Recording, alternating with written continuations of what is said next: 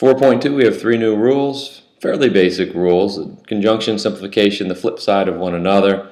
Perhaps that makes it easier, perhaps also for that reason you want to pay special attention to the difference between the two. Let's take a look. Conjunction is simply when we have two claims, P and Q. Remember, P and Q stand for any two claims, as premises or things in a proof, later in a proof that we've proven to be the case. We can put them together using an AND claim. So if P is true and Q is true, P and Q are true separately, we can say P and Q for any P and for any Q.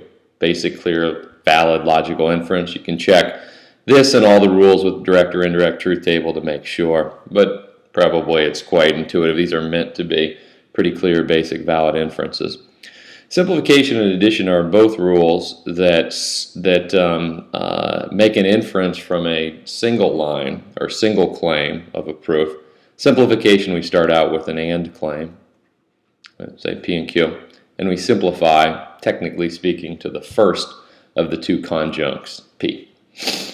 Addition, we have a claim, P. Doesn't have to be that simple. It can be negation or and, if and only if, some combination of those things.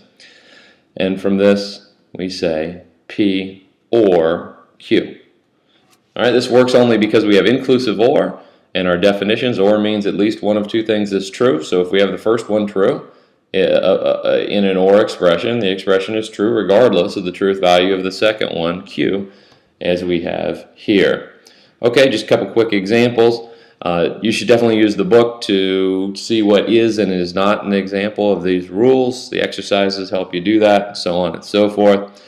Alright, so let's say I want to do a conjunction. Let's say I have not X and Y for my first claim. My second claim is if Y, then Z.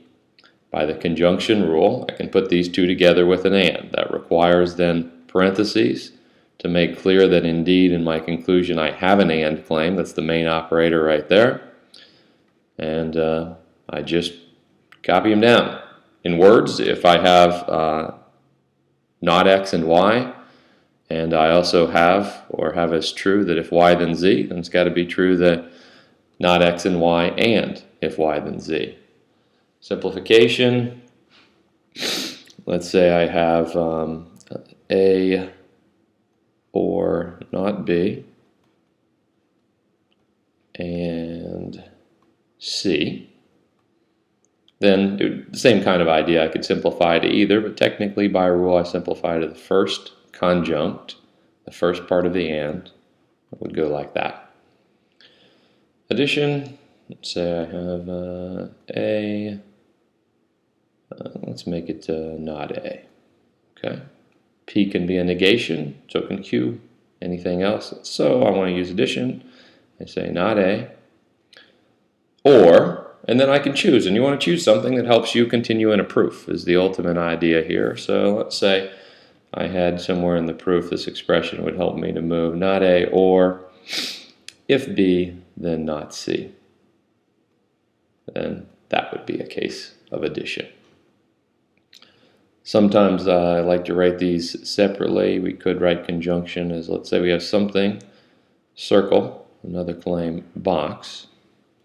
Therefore, circle and box. And you can fit anything in the circle or anything in the box that you like.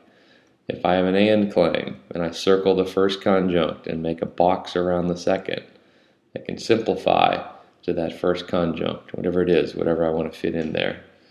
Addition, say I go with the circle first again, and I can say circle, whatever it is, exactly what it is. If I change something, that would be problematic and more than likely would not then be a valid argument.